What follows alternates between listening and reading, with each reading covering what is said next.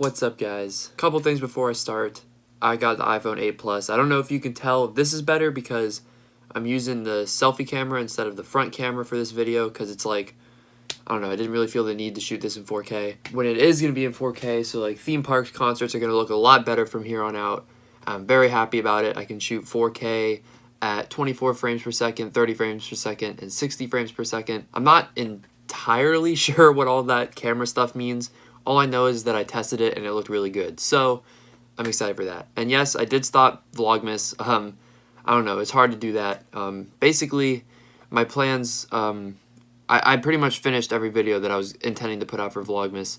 Only things that were left was I was going to do the final Europe vlog, which I'm probably going to push back to 2018, probably January. And then after that, I was going to do top 10 albums, top 10 movies, and that was going to be it for Vlogmas. And yes, there will be another Weird Burgers, trying Weird Burgers, but the whole Vlogmas thing is just tough. You know, daily vlogging for that long with not a lot of content can be tough. So I decided to push back everything, take a couple days off. This is going to be one of the hardest videos I've ever made because there were about 35 albums this year that I enjoyed. Last year, this was actually much easier because I only liked maybe 15 albums that came out last year, so it was easy, just do the top 10 and then pick like 5 honorable mentions. This year was much, much harder because like I said, there were tons of albums that I liked and there are tons of albums that I enjoyed that I'm not even going to mention in this video, not even in the top 10, but in the honorable mentions because there were just that many albums this year that I found to be good. So up first at number 10, we have Kublai Khan.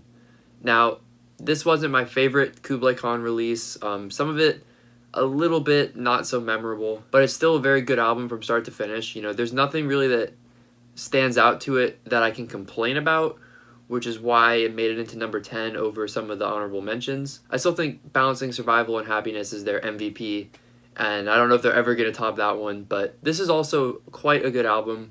I'll probably be listening to it a little bit here and there, but it didn't stick as hard as some of the other ones, especially in the top 5. So number 9, we have Stone Sour. So this one, a little bit more contrary to Kublai Khan because a couple of the songs did stick. Mostly the singles, though, I would say. I really like song number 3, and I really like Type A Personality.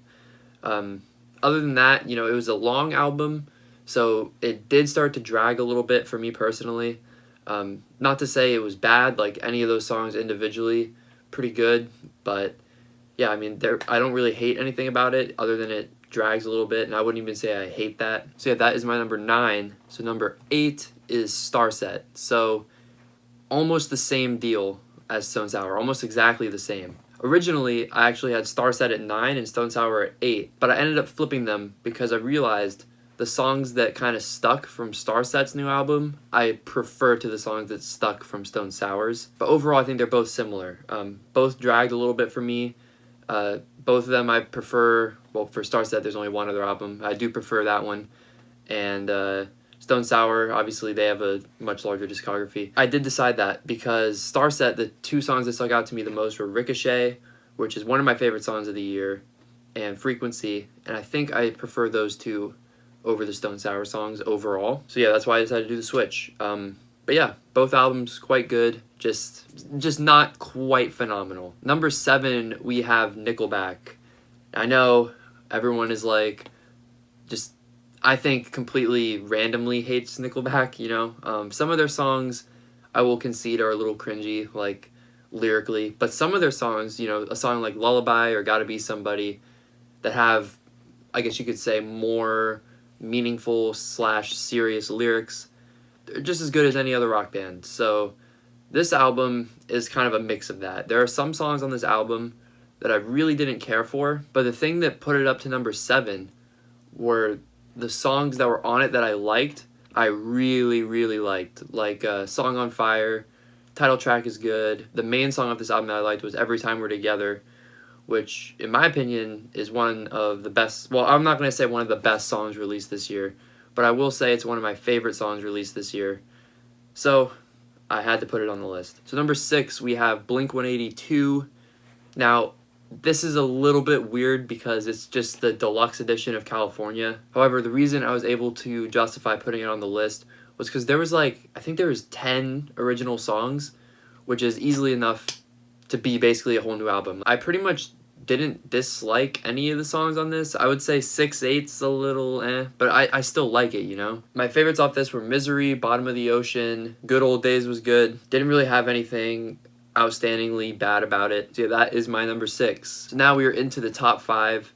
These 5 albums I pretty much love, and I had a hard time deciding who was going to go where, except for number 1. Number 1 was pretty clear from pretty much the moment I heard the album, but these top 5 I just pretty much enjoy almost every song, so it was very hard to rank. Number 5, we have Neck Deep, Peace in the Panic. Now this was easily the biggest surprise record of the year for me. I enjoy pop punk, more so the older pop punk than the newer. Most new pop punk bands don't do a whole lot for me. There are a few I like. I love State Champs, but Neck Deep has always been one of those ones that didn't do a whole lot for me. You know, they kind of remind me of like I don't know, Story So Far a little bit. Like, they just kind of have this certain vocal style that I just don't really care for. The really early stuff I don't like at all, except for a part of me, really. And then Life's Not Out to Get You was very, very hit or miss. Like, some of it I really enjoy. I would say most of it I like, at least. Some of it I really like, and then some of it I just don't care about. But this album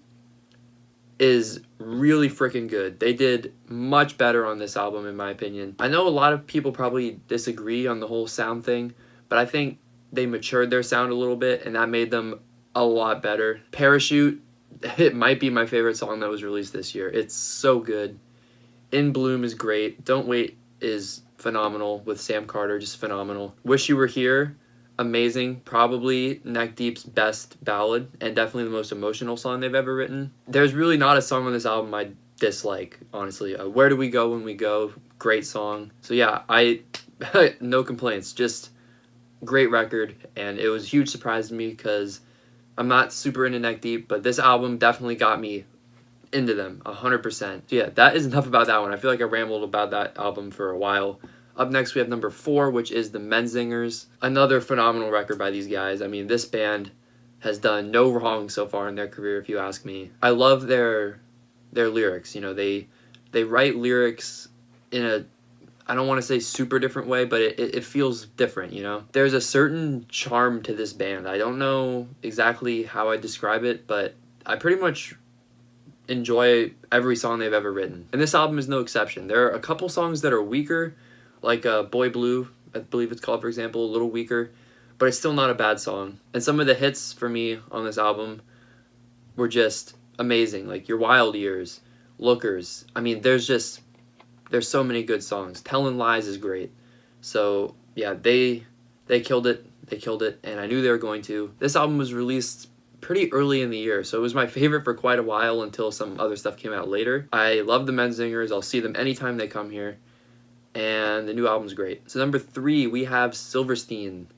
So this is a band I got into, I don't exactly know when, like early this year. And it's like, you know, what have I been waiting for? Because this band is phenomenal. Their discography is filled with amazing, amazing songs. For someone that's into the music style I am, they're basically like the perfect band. Just great lyrically. Obviously, this album it's not like some of their previous albums. It's not a Discovering the Waterfront. This album, again, there are weaker tracks, kind of like the Menzingers, but I think I think the weaker tracks on this album are a little better than the weaker tracks on Menzingers, which is what put it above. Some great songs on this album as well. Afterglow is phenomenal. The singles are great, which is awesome. So yeah, this is an album that when it first came out, I was listening to nonstop. I think Last Looks is probably my favorite song on the album, I think. So yeah, a great job from Silverstein. I'm excited to see them in February. I'm gonna go crazy. They were my most listened to band this year also, according to Spotify, which is the only thing I use for music. So yeah, I've been listening to them like crazy, and this album is a great addition to their already pretty expansive catalog. Coming in at number 2, we have Wage War with Deadweight. Now this album was a smash hit for me. I'll be honest though, when I first heard it, I was like, some of these songs are a little and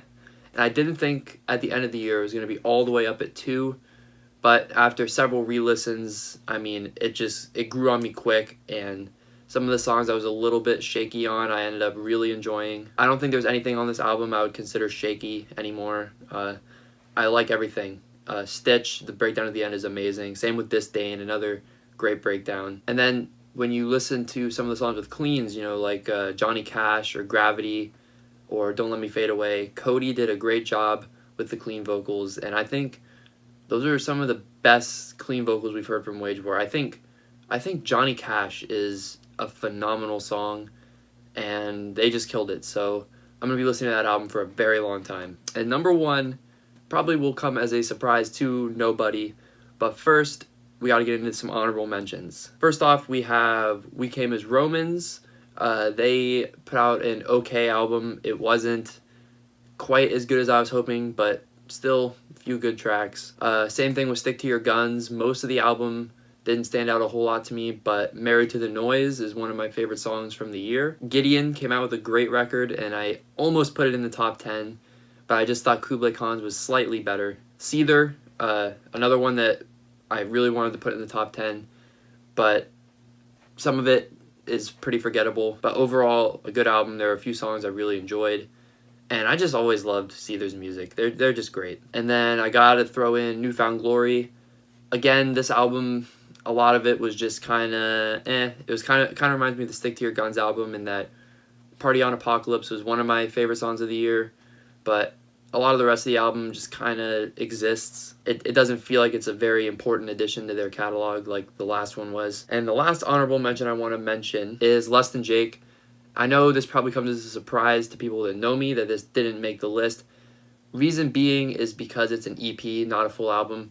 And this EP, I love all the songs, but again, it's an EP, so it didn't make the top 10. If it were a full album and it was as good as the songs on the EP, it probably would be anywhere between 4 and 6 probably. So yeah, phenomenal EP from Less Than Jake, and I could not make this video without throwing it in. And the number one album of the year for me was Crooked Teeth from Papa Roach, one of my favorite bands of all time. When this album came out, it was almost all I listened to. Me and my friend would drive around and listen to it. It's great. It's great. I like every song on the album. There are some I prefer more than others, but it's so good. Born for Greatness, amazing. American Dreams, None of the Above. I really like Nothing. It's so good. Sunrise Trailer Park, such a good song. Every album, it seems like they're adding I guess you could call it emotional rap song with a featured artist. Last album, it was Gravity. I would definitely prefer Sunrise Trailer Park to Gravity. I don't know how many people would agree with that. I'm just so happy with this album, and I knew I was going to like it because I'm such a huge nut about Papa Roach, but I'm going to be listening to that album for a long time, and I'm very happy with how it came out. So yeah, that is my top 10 albums of the year. I'd love to hear what you guys enjoyed this year. I'm sure a lot of you guys, what you'll tell me is albums that I like too, but it's just, there were so many that came out this year, and it was incredibly hard to list. There are easily 20 more albums I could have mentioned. So that's going to do it from me. Be sure to subscribe for more, and I will see you guys in the next one.